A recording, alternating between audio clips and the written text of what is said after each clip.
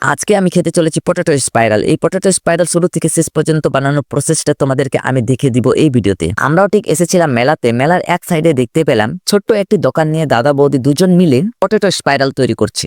দাদাটি সাইডে ঠিকভাবে আলুগুলো পরিষ্কার করে ছিলে নিয়ে বাঁশের কাঠি লাগিয়ে মেশিনের মধ্যে ঠিকভাবে স্পাইরাল করে নিচ্ছে। এই যে তোমরা দেখতে পাচ্ছ আলুকে স্পাইরাল করার প্রসেসটা, সেটা কিন্তু খুবই সহজ আর খুব দ্রুত করার মাধ্যম হয়ে দাঁড়ায়। তারপর দাদাটি সেটা গোল গোল করে লম্বা করে কঞ্চির মধ্যে সাজিয়ে দেয়। এখানেই হচ্ছে পটেটো স্পাইরালের আসল খেলা।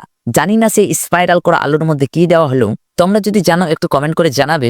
তারপর আমাদের সেই স্পাইরাল করা আলুটি তেলের মধ্যে দেওয়া হলো। তেলে দেওয়ার সাথে সাথে এটা টকবক করে ফুটে উঠতে লাগলো, কিন্তু এটা ভাজা করার সময় অনেকটাই লাগছে। আর এটা যতক্ষণ না ভাজা করা কমপ্লিট হচ্ছে ততক্ষণে তোমরা কমেন্ট করে জানাও কে কোথায় থেকে দেখছো।